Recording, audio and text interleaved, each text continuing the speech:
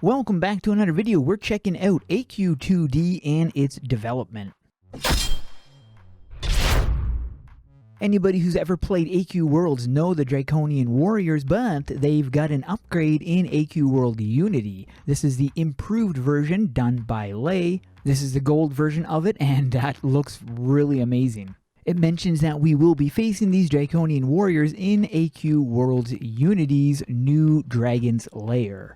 The AQ World Unity team's top priority was to get the game ready for testers. This means setting up the leveling and enhancement system as well as making sure the game is bulletproof, and they are polishing the Dragon's Lair.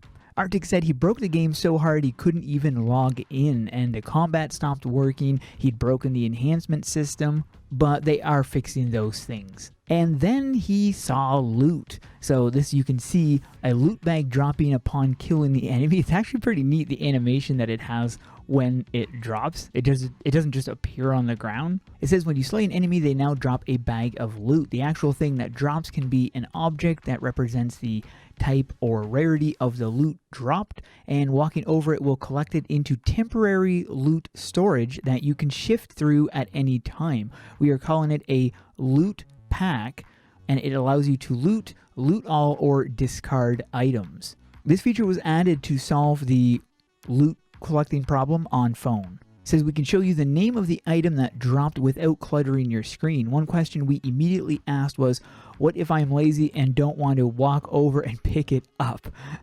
That is what pets are for. Fetch.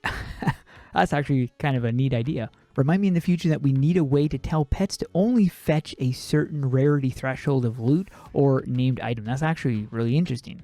Other improvements and new features. So the screen shakes when an enemy is destroyed. Needs to be toggled, so you can toggle this on or off in the options. Testing badge added. Anyone with the tester badge is able to log into the new version of the game. The project reorganized. This was a super big thing. Loot bag and coin drops gets a slightly random position as they do not just drop in the same place. Tons of bug fixes, added version fields to all items in the database. Client and server now have version numbers too. Skill buttons got an upgrade, and things we need to do next. Fix those edge case bugs, use interface polish pass, add UI for the enhancements system, so apparently they don't have UI for it currently. The auto enhance loot drops to the level of the monster they come from.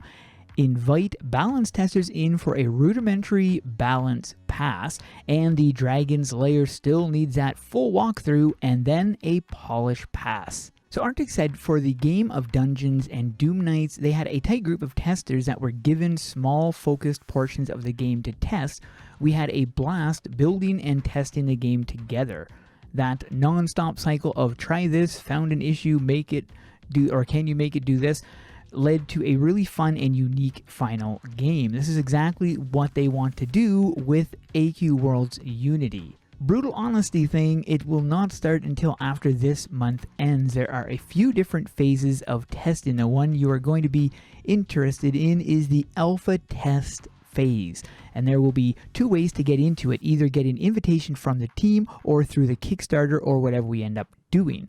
The Dragon's Lair has been our focus. It is the perfect size area with one of every major feature of the game.